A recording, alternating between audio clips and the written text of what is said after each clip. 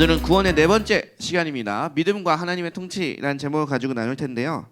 우리는 계속해서 구원에 대해서 말씀을 나누고 있습니다.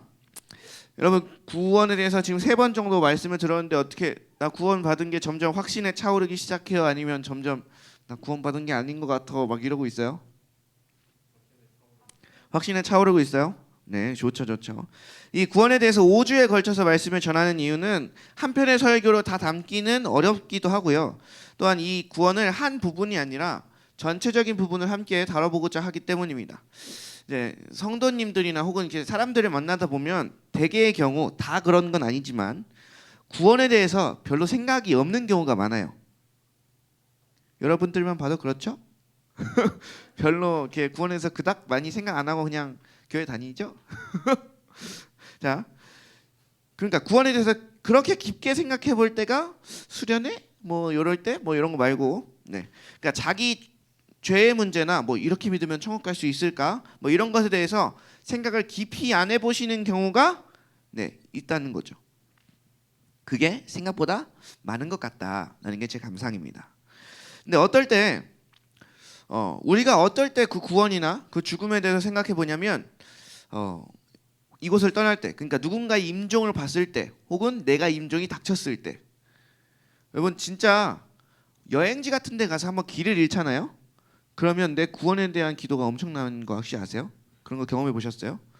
막 저도 중국 막 이런 데서 막 길 잃기 시작하면 이제 하나님 나 지금 구해 주시면 뭐라도 지금 다 할게요 막 이러면서 막 기도가 그냥 저절로 나오고 막 이러는데, 여러분 우리는 임종을 맞이할 때 혹은 누군가의 임종을 볼 때 뭐 이런 걸 다시 한번 생각해 보기도 하죠. 그래서 어떻게 보면 이게 개인 종말이잖아요. 죽는다는 게. 그런 개인적인 종말을 맞이해야 자기 구원의 문제를 그때 가서 다시 돌아보게 되는 경향이 있었다는 거예요. 그래서 또 어떤 부분들 이런 부분들을 이런 얘기들도 하죠. 저는 구원에 대해서 들어본 적이 없는데요. 여러분 이 말을 교회를 안 다니는 사람들만 하는 게 아니고 교회를 다니는 사람들도 할 때가 있어요. 혹은 저한테 누가 와서 그러니까 누군가 나한테 와서 구원에 대해서 소개해 준 적이 없어요. 너 죄인이니까 잘 믿어야 돼 라고 말해준 사람이 없어요 라는 말도 종종 들어요. 근데 그거는 자신에게 누군가가 찾아와서 너 이렇게 살면 죄인이니까 이렇게 살아야 돼 라고 말을 안 해줬을 수도 있지만 자기가 안 들었을 경우도 있죠. 누누이 얘기해 왔는데 제가 만났던 어떤 학생은 이렇게 얘기한 적도 있어요. 그러니까 저랑 같이 뭐 이렇게 어떤 구원에 관련한 말씀과 관련한 클래스를 듣는데 왜 내가 다니던 목사님은 이런 얘기를 한 번도 안 하셨을까요? 라고 말을 꺼낸 학생이 있었거든요. 자, 보통은 그런 경우 내가 안 들은 거지 그 목사님이 안 말했을 경우는 별로 없어요. 보통 구원의 문제에서는 더더욱 그렇습니다. 여러분들이 그동안 거쳐왔던 교회에서 그 목사님들이나 혹은 다른 분들이 여러분들을 지도해 주신 분들이 그런 얘기를 안 했을 리가 없어요. 만약에 여기 이 교회만 있었으면 여러분 제가 그런 얘기를 안 했을 리가 없죠. 네. 그런 얘기를 교회에서 구원을 빼고 십자가 이야기를 빼고 예수님 얘기를 빼고 무슨 얘기를 하겠어? 그죠? 안 했을 리는 없어요. 그냥 여러 가지 방해 요소가 있던지 혹은 전달이 잘 안 됐든지 혹은 본인이 감당하지 않았든지 안 들었든지 뭐 이런 거겠죠. 자, 여기 앉아 계신 분들은 자신의 구원 문제에 대해서 심각하게 생각을 하고 계시는 분들이죠. 심각하게 고민하고 있는 분들이죠. 네. 어떻게 보면 난 이미 다 확신이 있는데 뭔 그런 소리를 하나 막 이렇게 생각할 수도 있는데 지금 이런 분위기인가? 어떻게 자, 보통 사람들에게 특히 청소년들에게 너 언제 예수님을 깊게 만나게 됐니? 라고 말하면 거의 많은 경우 무슨 대답을 하죠? 수련회요. 혹은 부흥회요. 혹은 어떤 집회예요. 자, 근데 그걸 왜 그럴까요? 왜 그때 만날까? 그때는 좀 집중된 시간에 집중된 예배를 드리잖아요. 그죠? 한 번 예배를 드릴 때 거의 찬양을 1시간, 말씀도 거의 1시간, 뭐 기도도 거의 1시간 막 이렇게 해서 막 하루에 2번, 3번 막 이렇게 드리잖아요. 그렇게 드려서 주님 만났잖아요. 그러니까 하나님께 대해서 집중해서 계속해서 시간을 보낼 때 그런 구원에 대한 생각들이나 혹은 그런 하나님의 선한 생각들이 돌아오게 되고 그런 일들이 발생하게 되는 거죠. 그렇다면 우리는 사실상 생각을 이런 식으로 해봐야 돼요. 어떤 식이냐면 그러니까 이런 거죠. 봐봐요. 상식적으로 생각할 때 우리가 뭔가 물건을 판매하는 사람이라면 뭔가 집중적으로 3시간 동안 그 물건에 대해서 설명하니까 잘 팔리는구나 라고 생각한다면 그 다음에 스케줄을 어떻게 짜야 돼요? 계속해서 집중해서 3시간을 설명하는 쪽으로 내 판매 스케줄을 잡아야 되죠. 자, 이런 맥락에서 여러분들이 정말 구원을 사모하고 중요하게 생각한다면 우리가 드리는 주일 예배에 대해서 따지러 와야 돼요. 뭐라고 따져야 되냐? 아니 내가 부흥회나 수련회나 집회 때는 그렇게 은혜를 받고 하나님을 만날 수 있었는데 왜 우리 주일 예배는 그거 수련회처럼 그렇게 안 해요? 왜 우리 주일 예배는 부흥회처럼 그렇게 안 해요? 3시간은 드려야 되는 거 아니에요? 라고 따지러 오는 사람이 있어야죠? 여러분 근데 시간을 줄여달라는 사람은 있어도 늘려달라는 사람은 별로 없어요.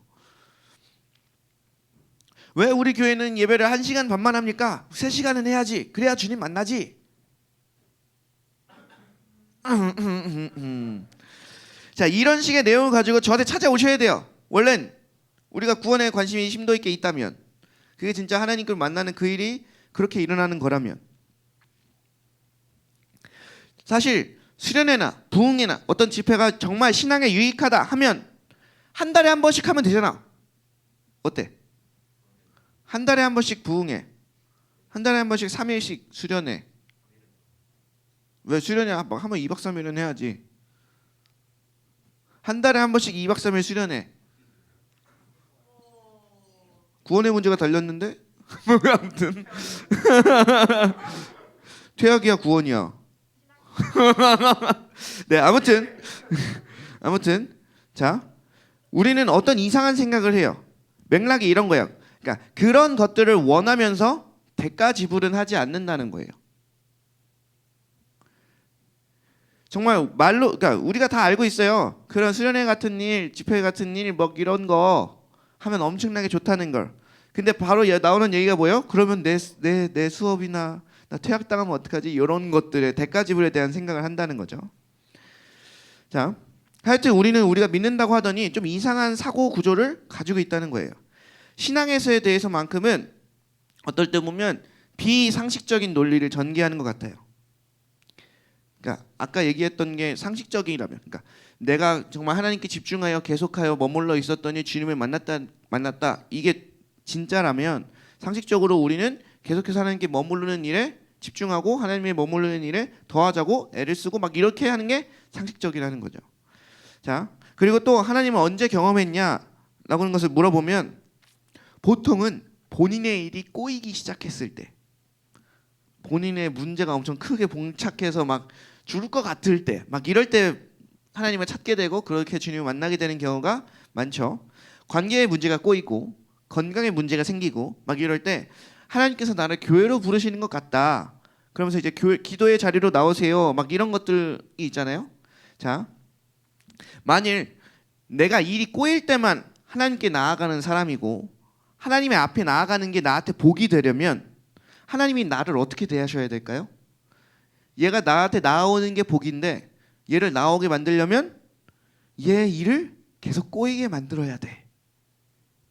그래야 되는 걸까요? 우리가 가지고 있는 신앙에 대한 논리가 하나님의 그 성품과 맞지 않아요. 지난주에도 말씀드렸죠. 뭔가 하나님을 만나고 체험한 것은 구원의 중요한 순간이지만 그것은 기회일 뿐이라고. 그게 구원의 반석은 될 수 없다고.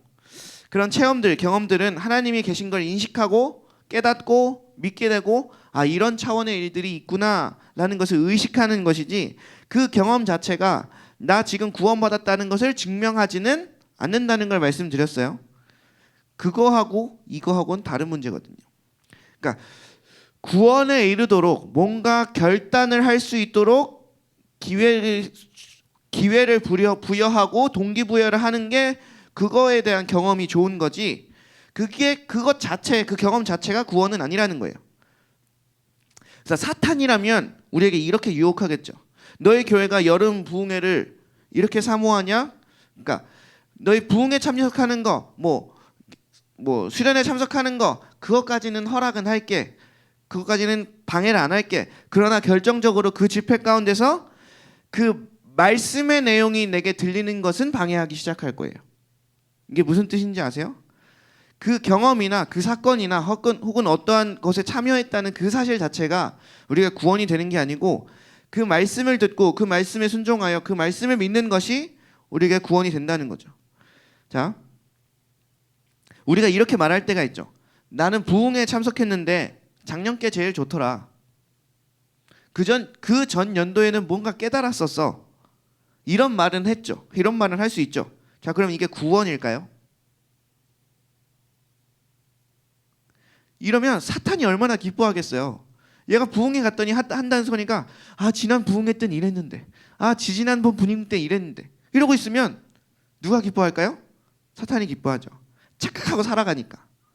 그럼 이 구원 문제에 대해서 여러분은 생각해보고 점검을 해보셔야 돼요. 자기 영원히 걸린 문제니까.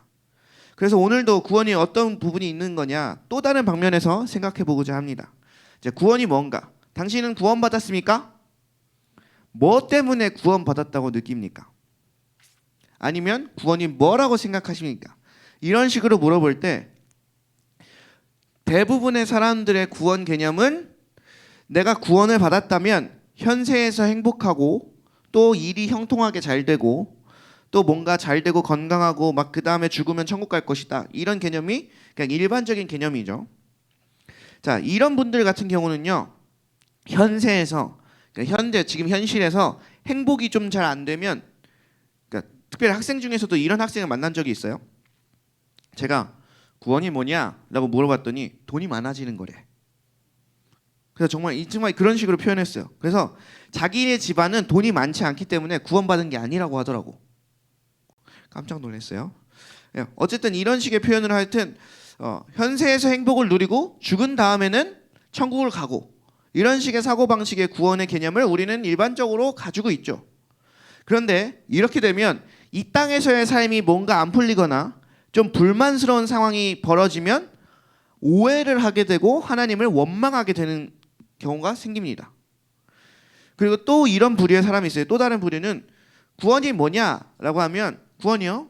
죽어서 천국 가는 거예요 라고 생각하시는 분들. 그러니까 현재의 신앙생활을 천국 가는 천국행 티켓을 따는 것 정도로만 생각하는 사람들. 그래서 일단 구원의 확신과 함께 마음 푹 놓고 그 다음에 자기 마음대로 사는 경우가 있죠. 왜냐하면 이제 놀이동산 입장권을 내가 샀는데 그 안에서 들어가서 뭘 하든 그래서 입장권을 또 구하러 다니진 않죠.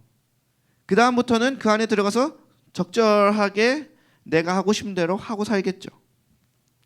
자, 근데 그렇게 구원행 티켓을 따는 것 정도로만 구원을 생각하면 많은 부분에 있어서 내 삶의 많은 부분이 설명이 안 돼요. 내 믿음 생활에 대한 그 많은 부분들이 설명이 안 되는 경우가 많아요. 때에 따라서는 그래서 흔들리게 되고 또 삶이 따라 나오지 않기 때문에 윤리와 상관없는 삶을 살게 돼 있어요. 어떤 분들은 또 이런 부분에서 그런 표현을 쓰더라고요. 해로운 믿음, 그러니까 오히려 믿는다는 것 때문에 우리의 사회생활할 때 상식이 이상해지기 때문에 그건 해로운 믿음이다, 뭐 이런 식의 표현을 하시는 분들도 있어요. 자, 죽으면 천국 가는 거야 라는 이 개념을 가지고 있으면 자기 가정에서 일어나는 문제, 그리고 공동체 안에서 일어나는 문제, 또 사회적인 책임, 이런 건 신경을 안 쓰게 돼요.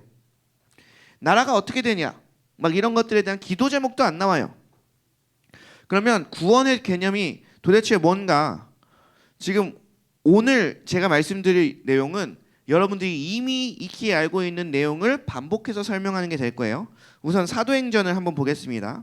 이제 사도행전 11장부터 보면 고넬료라는 사람의 이야기가 나와요. 10장부터 이어지는데, 그 사람이 뭐냐면 고넬료가 이방인인데, 그리고 백부장인데, 그 사람이 믿는 자들의 삶을 동경했어요.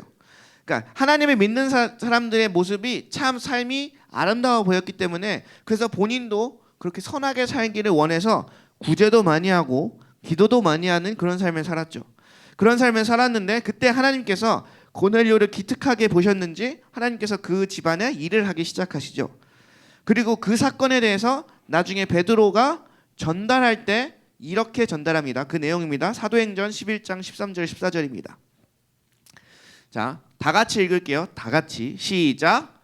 그가 우리에게 말하기를 천사가 내 집에 서서 말하되 네가 사람 요바에 보내어 베드로라 하는 시몬을 청하라. 그가 내가 내 온 집이 구원받을 말씀을 내게 이르리라 함을 보았거늘. 14절 띄워주세요. 자, 그가 너와 내 온 집을 구원할 말씀을 가져올 거다. 그러니까 베드로를 청한 이유가 뭐냐면 베드로가 너와 너의 온 집을 구원받을 말씀을 해줄 거다. 그러니까 하나님이 그를 보내신 거거든요. 이게 뭘 얘기하냐면 구원을 받는 데에는 말씀이 필요하다는 거예요. 그것도 구원받을 만한 내용이 담긴 말씀이 필요하다는 걸 이야기하는 겁니다. 만약 이렇게 이 말씀이 필요 없고 그냥 구원이요? 그럼 믿으면 되는 거예요. 됐어요. 난 믿어요. 만약에 이렇게 해서 구원이 되는 거라면 고넬료에게 베드로를 청해서 그 구원의 말씀을 들으라고 할 필요가 없어요. 그 말씀의 내용, 그 구원과 관련된 말씀의 내용을 알아야 구원을 이루게 하는 말씀이라는 것이 있다는 거죠.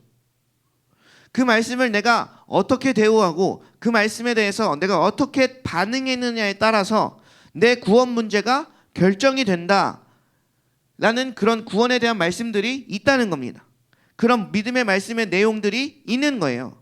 그래서 믿음이란 건 내용이 있습니다. 그냥 단순히 믿는다가 아니고 믿음에는 다 내용이 있습니다. 다 같이 따라해 보시죠. 믿음에는 내용이 있다. 네. 그래서 그 내용이 더 중요해요.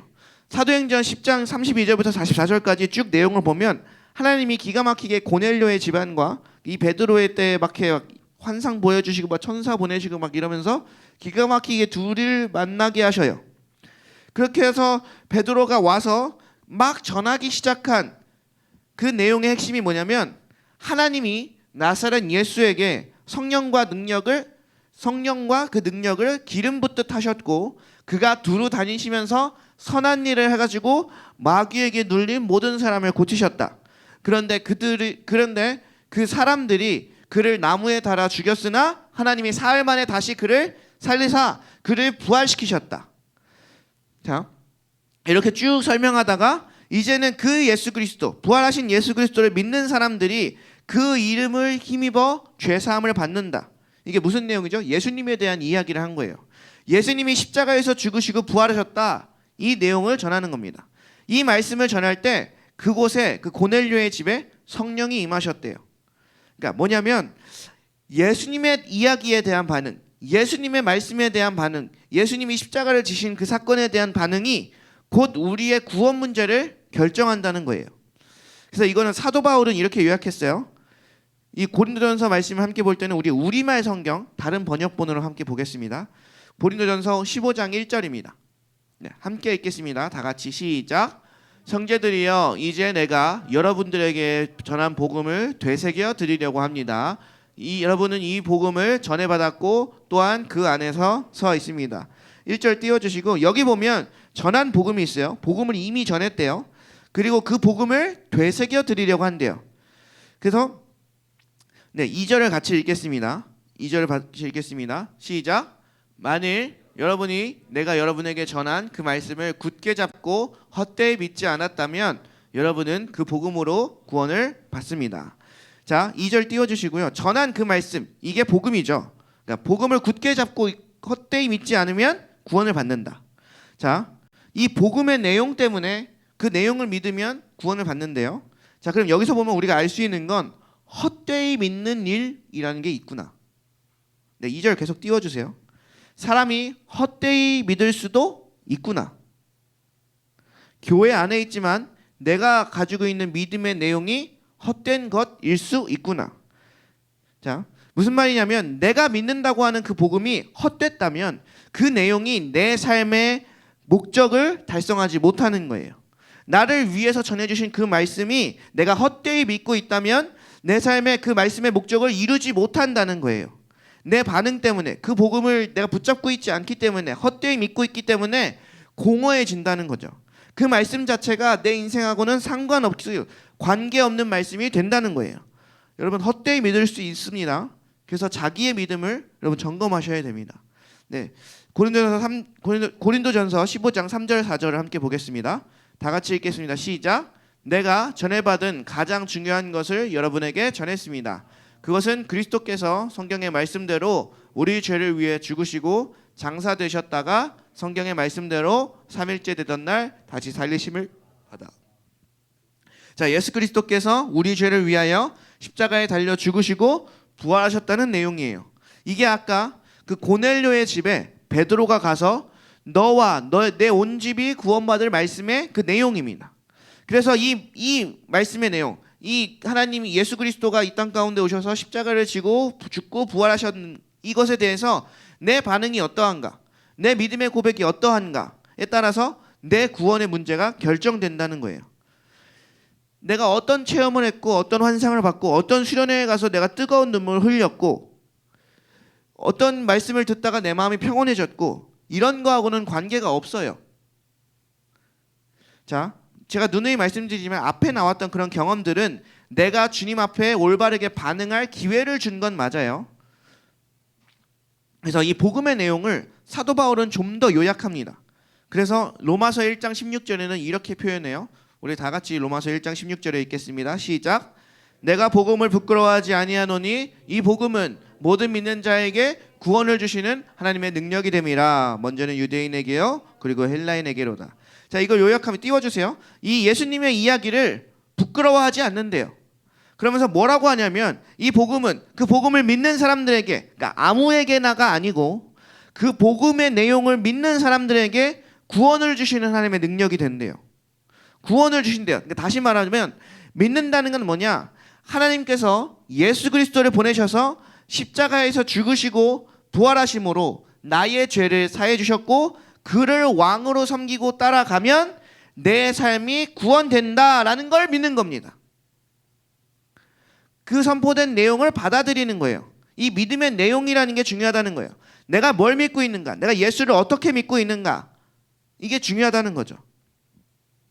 자, 어떤 사람은 이렇게 말할 수 있죠. 그래요, 나 믿어요. 예수께서 이 땅에 오셨고 십자가에서 죽으시고 부활하신 거 나 믿어요. 근데 거기서 중요한 포인트는 그 죽음이 나의 죄 때문이다라는 것을 인정하지 않는 사람들이 꽤나 있어요. 의외로 많은 사람들이 자기가 죄인이라는 걸 인정 안 하거나 자기가 죄인이라는 걸 믿지 않더라고요. 예수님을 안 믿는 사람들은 말할 것도 없죠. 여러분들이 안 믿는 사람들과 대화해 보면 깜짝깜짝 놀랄 때가 있을 겁니다. 이런 식으로 생각하고 살 수도 있구나. 죄에 대한 개념에서. 네. 여러분, 외도하거나 바람 피는 건 죄죠. 제가 만난 어떤 분은 이렇게 말씀하셨어요. 남들 다 피는 거 나만 걸렸다. 난 재수가 없는 거다.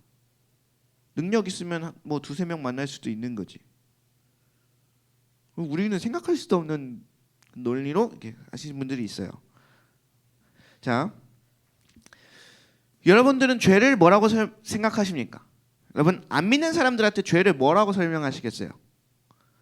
어떤 목사님의 간증이에요. 아직 목사님이 되기 전에 이분이 예수님을 깊게 만나고 이제 복음을 전해야겠다, 가족한테 복음을 전해야겠다고 생각이 돼서 이제 믿지 않는 할머니가 계셨대요. 할머니한테 복음을 전해야겠다고 생각했어요. 그래서 할머니한테 이렇게 말했대요. 할머니, 우리는 다 죄인이에요. 할머니도 죄인이에요. 이러니까 할머니가 나 죄 안 졌는디? 이랬대요. 그럼 거기서 뭐라고 얘기할래요? 순간 그분도 가만히 생각하니까 이 할머니가 일찍이 과부돼가지고 평생 정말 뼈 빠지게 일하면서 선하게 그렇게 자식들 키우고 어디 돌아다니면서 막 나쁜 일도 한 적이 없는 분이셨어요. 그래서 그 할머니한테, 자기 할머니한테 죄인이라는 거 설명하기가 참 힘드셨대요. 난감하다 이러고 있는데 딱 아이디어가 떠올랐어요. 무슨 아이디어였냐면, 할머니, 할아버지 살아계실 때 미운 적 없었어요? 그럼 당연히 있다 그러죠. 그러면 그거 살인한 거예요. 성경 말씀에 미워하면 살인이라 그랬어요. 할머니는 살인죄를 지은 거예요. 이렇게 말했대요. 그렇게 말하면서도 속으로는 내가 지금 무슨 말 하고 있는 건가? 지금 이렇게 억지로 이렇게 가도 되는 건가 막 이렇게 하셨다고 하더라고요. 여러분, 예수님을 믿지 않은 사람들에게 당신이 죄인입니다를 어떻게 설명하실 건가요? 나 죄 지은 거 없는디? 난 선하게 살았는디? 하는 사람들한테. 자, 성경은 이렇게 얘기해요. 성경이 말하는 죄는 하나님을 무시하고 자기 마음대로 살아가는 걸 그 자체를 죄라고 말합니다. 이제 거기서부터 설명이 들어가는 거예요. 자, 어찌됐든 자기 자신에 대해서 예수 그리스도께서 나의 죄를 인하여 죽었다는 것을 안 받아들이는 사람이 교회에도 있어요. 교회에 있는 사람들 중에서도 자기가 죄인이라고 생각하지 않는 사람들이 있어요. 나 정도면 괜찮은데? 라고 하는 사람들. 헛되이 믿는 게 있다고 말씀드렸어요. 자, 구원은 예수 그리스도께서 나의 죄를 위하여 성경대로 죽으시고 부활하셨다는 것을 받아들이는 거예요. 근데 거기에는 내가 죄인이다 라는 것도 포함되어 있는 얘기예요. 내 죄를 위하여 나 때문에 내 죄 때문에 딴 사람 얘기하고 있는 게 아니고 나의 그 죄 때문에 예수 그리스도가 이 땅 가운데 오셔서 고통받고 십자가에서 죽고 부활하셨다. 그 내용을 받아들이는 게 그 예수 그리스도를 받아들이는 게 이제 그게 참 구원이라는 겁니다. 그게 참 구원을 일으킬 만한 믿음의 내용이라는 겁니다. 이 복음의 내용, 자, 예수 그리스도를 받아들이는 게 구원 상태라면, 자, 그러면 이게 하나님의 나라의 통치를 받는 것과는 어떻게 이어지는 걸까? 우리가 구원에 대해서 설명할 때 하나님 나라의 통치를 받는 것이라고도 설명을 하잖아요. 자, 예수 그리스도의 복음을 믿는 것과 그 하나님의 나라의 통치를 받는 것은 어떤 연관이 있을까요? 자, 로마서 아까 1장 16절에서 복음을 부끄러워하지 아니하노니 라고 말했는데, 자, 복음이라는 단어가 뭐죠? 복된 소식, 뭐 기쁜 소식, 좋은 소식 뭐 이런 뜻이잖아요. 자, 그러면 복음이라는 단어가 예수님 오신 후에 생겼을까요? 아니면 예수님 오기 전에도 있었을까요? 자, 이 말은, 이 복음이라는 말은 기독교에서만 쓰는 얘기일까요? 아니면 다른 종교에서도 쓰는 말일까요? 네, 이건 기독교의 전유물이 아니에요. 복음이라는 단어의 뜻 자체는 기독교만 쓰는 게 아니죠. 다른 종교에서도 쓰는 말이에요. 저가 어떻게 하다 보니까 불교 서적을 한번 보게 됐는데 거기서도 이제 석가를 찬양한다 뭐 이렇게 아무튼 이런 내용들이 있더라고요. 그래서 그 복음에 대한 찬양 경배 뭐 이런 것도 다 있어요. 자, 그러면 이런 거죠. 복음도 마찬가지예요. 복되고 좋은 소식. 자, 그러면 당신에게는 무엇이 좋은 소식이었습니까? 당신에게는 어떤 게 좋은 소식이었습니까? 자, 우리 누군가에게는 운전면허 딴 게 좋은 소식일 수 있죠. 또 누군가에게는 수능 대박 나서 이제 대학교에 입학한 게 이제 좋은 소식일 수 있죠. 그게 복음이죠. 자, 성경에서는 그 좋은 소식이 뭐라는 거예요? 예수 그리스도가 좋은 소식이라는 거예요. 자, 그러면 이런 거예요. 왜 예수님의 소식은 좋은 소식일까요? 왜 예수님의 소식은 복된 소식일까요? 아까 읽었던 본문 이사야서 52장 7절을 우리말 성경으로 한번 보고 개역개정 성경으로 한번 볼게요. 자, 우리말 성경으로 다 같이 읽겠습니다. 시작. 너무나 반갑다. 자, 느낌표 살려서 시작. 너무나 반갑다. 좋은 소식을 안고 산을 넘어 달려오는 저 발이여. 네, 평화가 이르렀다고 통보하면서 좋은 소식을 들려주는구나. 구원이 이르렀다고 말하면서 시온을 향해 내 하나님이 왕이 되셨다 하는구나. 자, 그 다음에 자, 이사야 이걸 개역 개정으로 한번 더 가볼게요. 다 같이 읽겠습니다. 시작. 좋은 소식을 전하며 평화를 공포하며 복된 좋은 소식을 가져오며 구원을 공포하며 시온을 향하여 이르기를 내 하나님이 통치하신다 하는 자의 산을 넘는 발이 어찌 그리 아름다운가.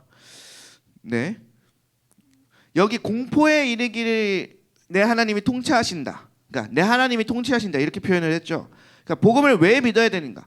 복음을 왜 우리가 받아들이면 좋은가? 이게 왜 복된 소식인가? 좋은 소식인가? 복음을 믿으면 하나님이 나를 통치하시는 일이 벌어진다. 복음을 믿으면 하나님이 내 삶을 다스리기 시작한다. 그런 이것 자체가 복음이라는 거예요. 자, 어떤 분은 이렇게 얘기하시겠죠. 너무 추상적인 거 아니냐. 하나님이 날 다스린다라는 것에 대해서. 자, 이걸 어떻게 적용할까요? 어렵지 않아요. 여러분, 한국 사람들은 어떤 법을 따라서 삽니까? 자본주의법도 여러 가지가 있지만 우리는 한국에서 정한 한국에서 정한 한국 헌법을 따르죠. 자, 한국 헌법이 여러분 맨날 여러분의 귀에 들려오도록 매스컴에서 맨날 보도하나요? 맨날 방송하나요? 맨날 유튜브 틀면 헌법에 대해서 나오나요? 아니면 누군가 헌법 전체를 계속해서 읽어주나요? 아니면 누군가 여러분들 쫓아다니면서 헌법 제1조 1항은 이런 거고 2조 3항은 이런 거야 막 이렇게 말해줘요? 안 하는데 우리는 뭐예요? 법대로 살아요. 자, 하나님이 통치하실 때 어떤 식으로 통치하실까요? 하나님도 법을 우리에게 주시고 통치하시겠죠. 이대로 살아라. 자, 하나님의 법은 어떻게 되어 있죠? 성경 말씀에 써 있죠. 그렇잖아요. 국가마다 헌법이 있듯이 하나님 나라인데 하나님의 왕이신 하나님 나라도 하나님 법을 주셔서 이거대로 살면 하나님의 백성이다 라고 하는 게 있는 거거든요. 그러니까 우리가 복음을 믿으면 그 복음의 내용 예수 그리스도를 믿으면 하나님의 법을 따를 수 있는 상태가 된다는 거예요. 이게 복음이 복된 소식인 이유, 이게 복음이 기쁜 소식인 이유예요. 하나님이 대통령이 되셨다. 이게 복음이에요. 이게 복이에요. 예수 그리스도가 대통령이 되셨다 라고 하는 그것이 복음인 겁니다. 완벽한 통치를 하실 수 있는 그분이 내 삶을 통치하신다. 이게 복음이에요. 하나님의 통치하심을 받는 자가 내가 되었다면 내가 하나님의 백성이라는 뜻입니다. 그런데 하나님의 백성이 어떻게 되느냐? 예수 그리스도, 나를 위해서 죽으신 예수 그리스도를 믿음으로써 하나님의 백성이 되는 거예요. 그러니까 이게 그 예수 그리스도를 믿는 믿음과 하나님의 통치가 이런 식으로 연결되는 겁니다. 네, 요약하면 이렇게 돼요. 구원의 핵심 개념은 하나님이 지금 내 삶을 다스리고 있나. 그러니까 조금 전에 봤던 법을 가지고 설명한 그 부분을 보면 나는 지금 이 하나님의 법대로 순종하고 살고 있는 자인가 라는 것을 보면 되죠. 나는 믿는다고 하는데 교회는 나오는데 내가 진짜로 따라가는 법은 따로 있어. 아니면 내가 스스로 제정한 나의 헌법 뭐 이런 걸 뜻을 따라 살아. 그럼 뭐예요? 하나님의 백성은 아니에요. 뭔 백성인지 나도 잘 모르겠지만 일단 하나님의 백성은 아니에요.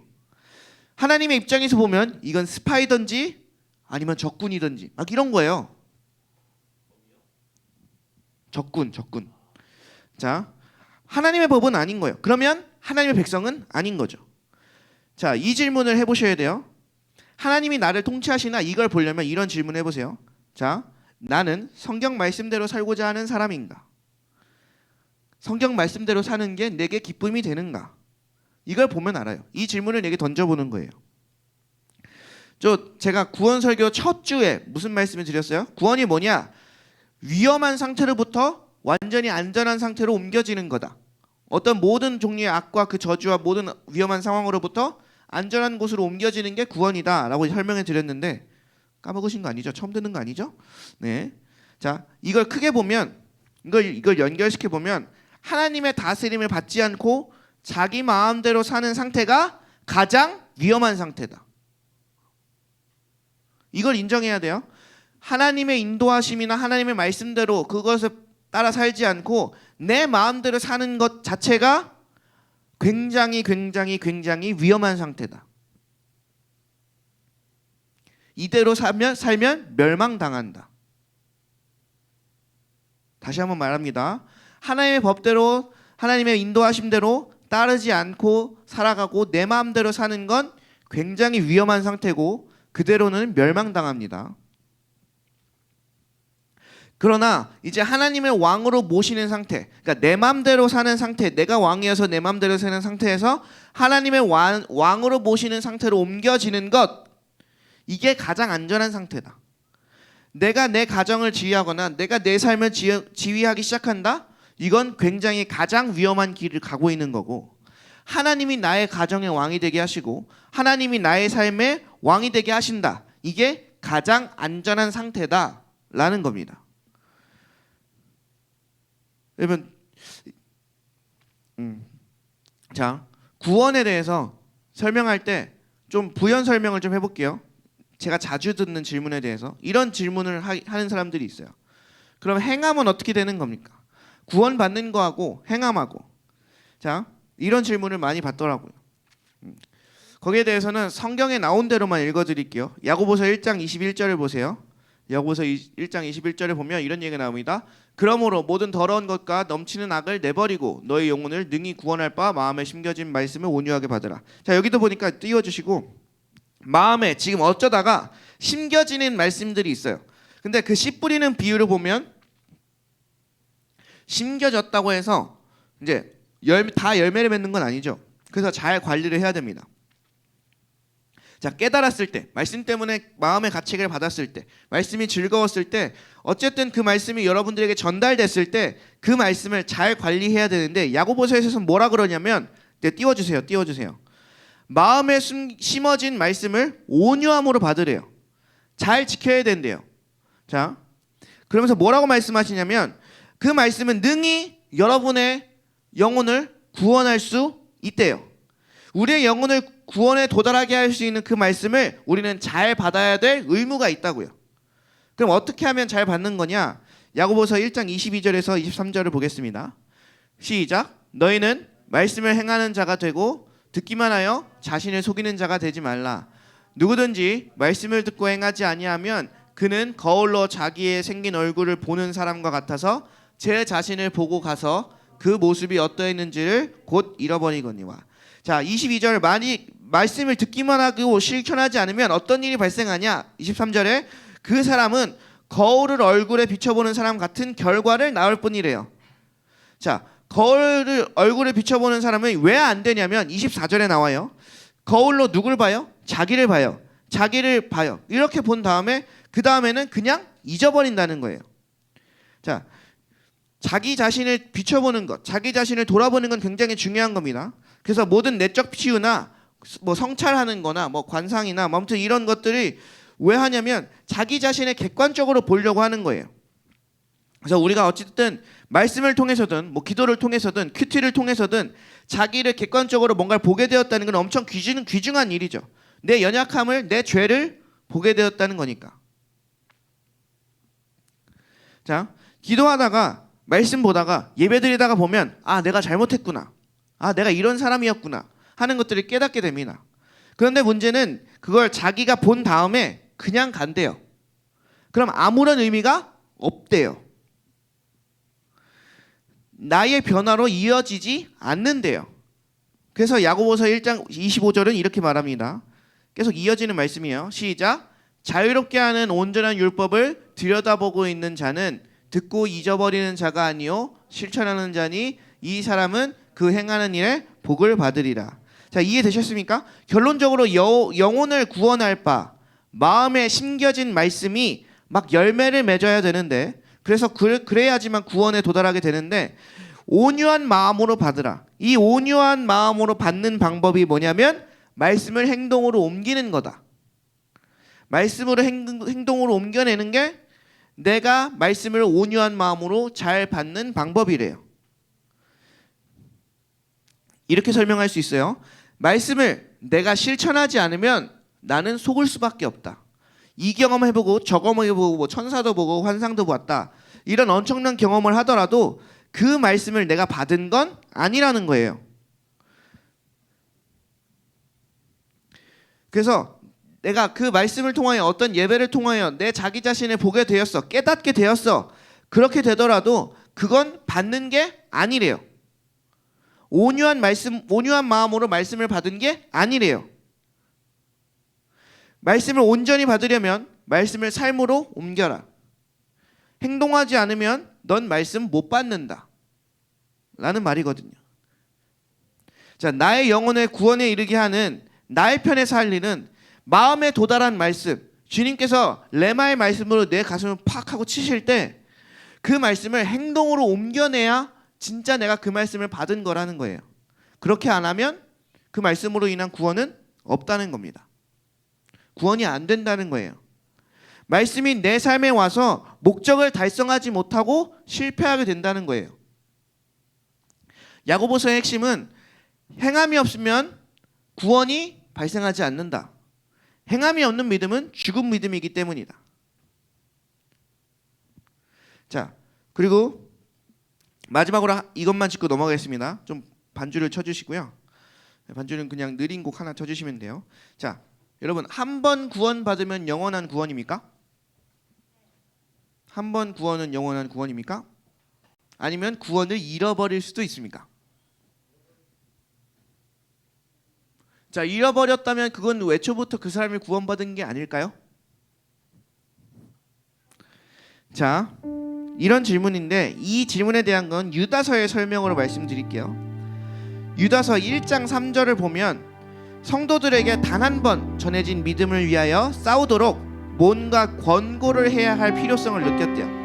그래서 그 이유가 1장 4절에 나오는데 하나님의 은총을, 하나님의 그 구원을 자기의 방탕한 생활의 방편으로 악용하고 예수 그리스도를 부인하는 자들이 있기 때문이래요. 하나님의 은혜를 악용하는 자들이 있다는 겁니다. 그래서 그것에 대한 경고로 유다서 1장 5절은 이렇게 말합니다. 유다서 1장 5절이에요. 우리 다 같이 읽겠습니다. 시작. 너희가 본래 모든 사실을 알고 있으나 내가 너희로 다시 생각나게 하고자 하노라. 주께서 백성을 애굽에서 구원해 내시고 후에 믿지 아니하는 자들을 멸하셨으며. 자, 성경은 어떻게 보면 명확히 얘기해요. 그러니까 애굽에서 이스라엘 백성을 구원해 내셨죠. 그것도 엄청난 기적들과 이사들과 함께 건져내셨어요. 그리고 그 다음에 광야에서 하나님 안 믿으니까 죽여버려요. 어게인 1907이 아니고 어게인 멸망을 시킨 거예요. 말하자면 한 번 구원받은 자들이 중간에 하나님을 따라가지 아니하고 배교하면 멸망하는 거예요. 안 되는 거예요. 자, 그래서 유다서를 쭉 계속 밑으로 읽어가다 보면 20절에 이런 얘기가 나와요. 믿음 위에 자기를 세워라. 믿음 위에 자신을 건축해라. 계속해서 성장하라는 말입니다. 자, 오늘은 여기까지 말씀드리는데 여러분, 자기 구원 문제에 대해서는 함부로 대하면 안 되겠죠. 도박을 걸 게 따로 있죠. 에이, 이렇게 해보고 안 되면 말지 뭐 라고 할 수 있는 문제가 아니에요. 구원 문제에 있어서는 최대한 안전하게 가야죠. 오늘 말씀을 통해서 여러분의 개인 신앙을 점검할 수 있기를 바랍니다. 여러분, 나는 구원받은 사람인가 그렇지 않은 사람인가? 내 믿음의 내용은 예수 그리스도의 그 죽으심과 부활하심에 기초하고 있는가 그렇지 않은가? 내가 예수 그리스도를 뭐라고 생각하는가? 내가 예수 그리스도를 뭐라고 믿는가? 이것들을 생각하며 우리 함께 기도하실 텐데요. 오늘은 결단성 없이 다 같이 기도할 겁니다. 여러분, 자기 마음을 좀 돌아보십시오. 자기의 믿음 상태를 좀 돌아보십시오.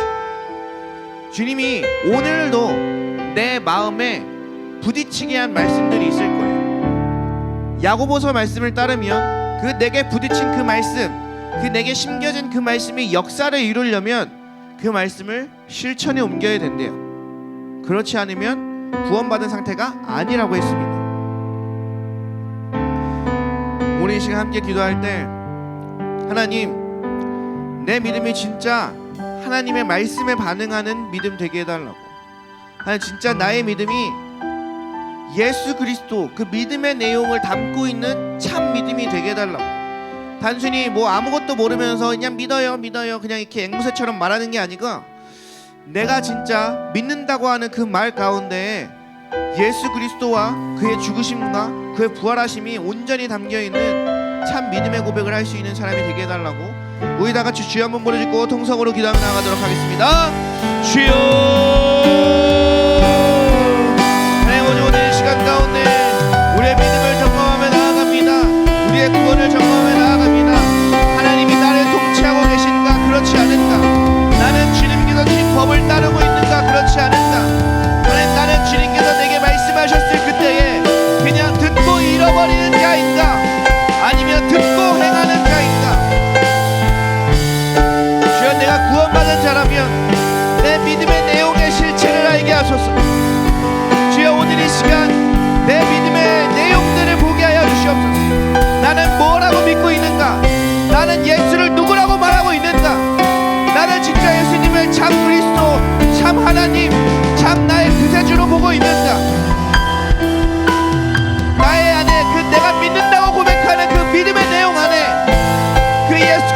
십자가의 죽으심과 부활하심이 없으면 난 구원받은 게 아닙니다.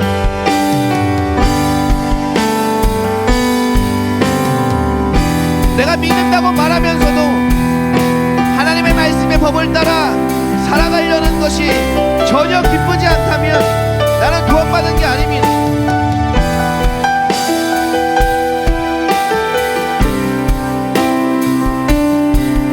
주여, 오늘 우리가 온전히 참 믿음 위에 서게 하여 주시옵소서. 참으로 하나님의 통치를 받는 사람들이 되게 하여 주시옵소서.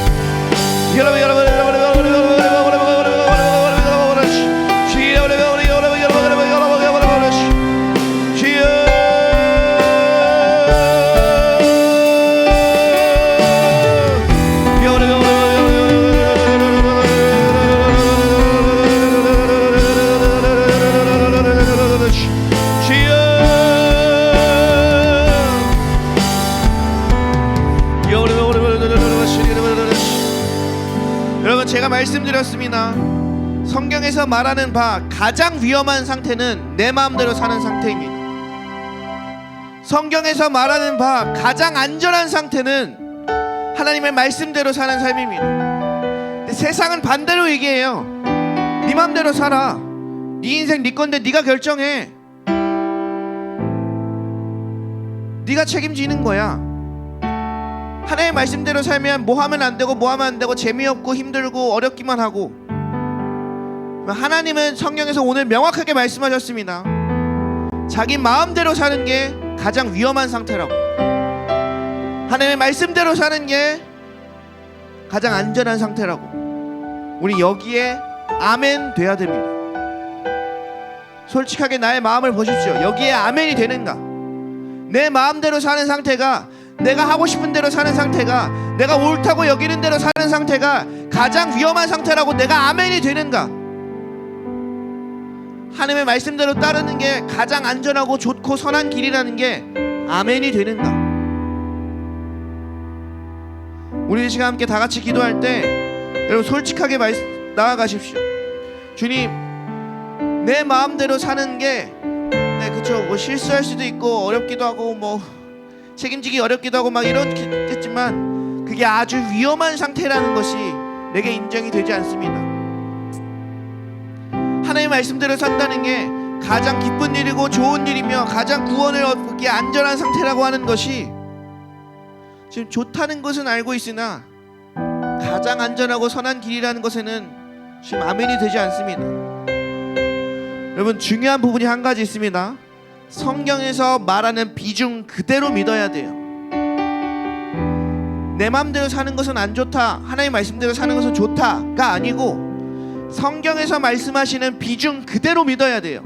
성경은 하나님의 말씀대로 사는 게 가장 선하고 가장 안전한 상태다 라고 말하고 있고, 내 마음대로 사는 게 가장 위험한 상태다 라고 말하고 있습니다. 우리는 그 모든 비중을 따져서 아멘 해야 됩니다. 우리 시간 다 같이 자기의 믿음과 마음을 돌아보시면서 다시 한번 하나님께 기도하며 나아가도록 하겠습니다. 다 같이 기도하겠습니다. 하나님 아버지, 주님, 오늘 이 시간 가운데 우리의 마음 상태를 돌아봅니다. 우리의 믿음 상태를 돌아봅니다. 주여, 성경은 너무나도 명확히 얘기합니다. 내 마음대로 사는 것 그 자체가 죄고 그게 죄의 근본이라. 내가 하나님 되어서 내 마음을, 내 생각을, 내 인생을 내 마음대로 하는 것 자체가 그게 죄고 그게 하나님과 원수되었으며 그게 가장 위험한 상태고 멸망으로 달려가는 가장 빠른 길이라고 말씀하고 있습니다. 주여, 내가 여기에 아멘합니다. 아멘합니다. 주여, 이제는 주 예수 그리스도를 따르는 길이, 주 예수 그리스도를 믿는 길이, 하나님께서 명령하신 그 하나님의 삶의 법도를 따르는 길이 가장 안전한 상태라는 것을 주여, 내가 아멘하며 따라갑니다. 하나님 아버지, 오늘 이 시간 가운데 우리의 완전한 믿음을 허락하여 주시옵소서. 온전한 마음으로 주의 믿음을 받을 수 있도록, 주의 구원을 받을 수 있도록, 주의 말씀을 받을 수 있도록 주여 인도하여 주시옵소서.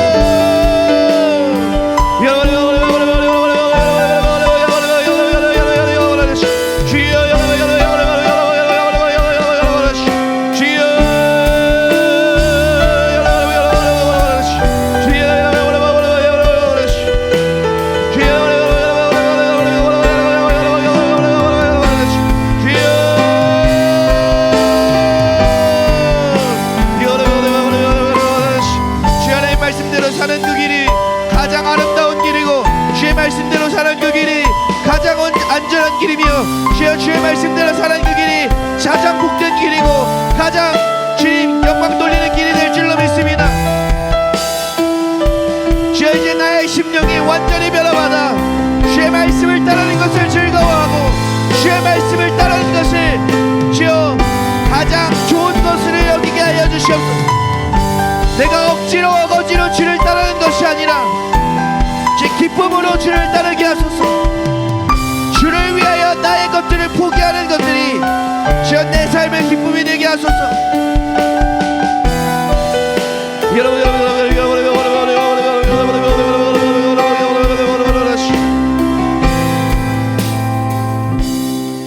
우리 마지막으로 한 번 더 같이 기도할 때는 우리 부흥회 우리 집회를 위해서 함께 기도하겠습니다.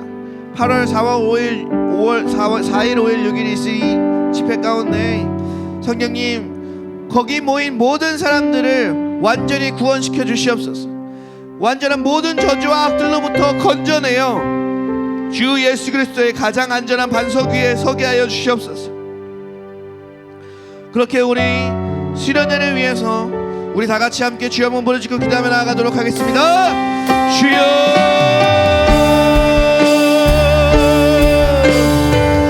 아버지 주여 임재하여 주시옵소서. 주여 우리를 이끌어 주시옵소서. 주여 은혜 베풀어 주시옵소서. 하나님 우리가 기획하고 준비하고 있는 그 수련회 가운데 하나님 주님 많은 영혼들을 불러 모아주시고 하나님 그 영혼들 가운데 온전한 구원이 이루어질 수 있도록 주여 역사하여 주시옵소서. 주여 상처받고 주여 낙심되고 주여 잠들어 있는 모든 영혼들이 주여 깨어날 수 있는 귀한 시간 되게 하여 주시옵소서.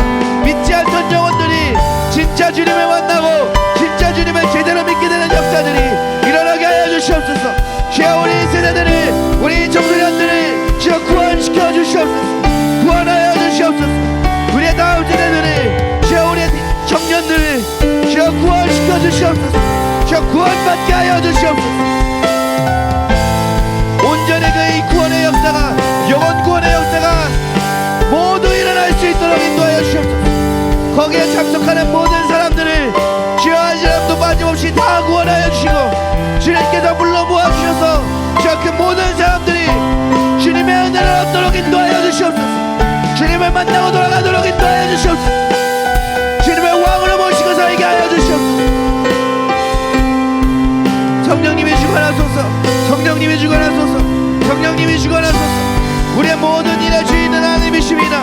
성령님께서 지혜주시고 성령님께서 불러 모아주시며 성령님께서 인도하시고 성령님께서 역사하셔서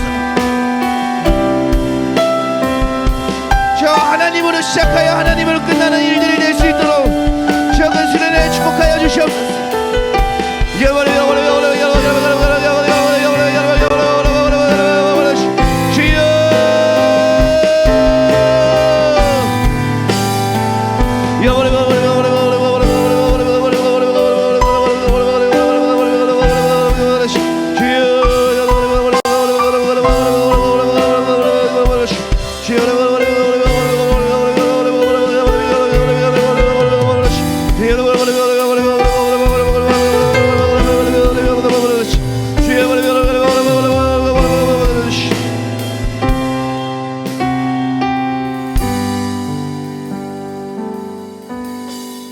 하나님 감사합니다. 오늘 이 시간 가운데 주여 우리 모든 듣는 사람들의 마음에 하나님께서 그 레마의 말씀으로 마음을 울린 그 말씀들이 있을 줄 믿습니다. 주여 이제는 우리가 하나님의 말씀을 들은 자로서 내 마음에 울린 그 말씀을 붙잡고 순종하는 자 되게 하여 주시옵소서. 그냥 듣고 잊어버리는 자가 아니라 듣고 실천하는 자가 되게 하소서.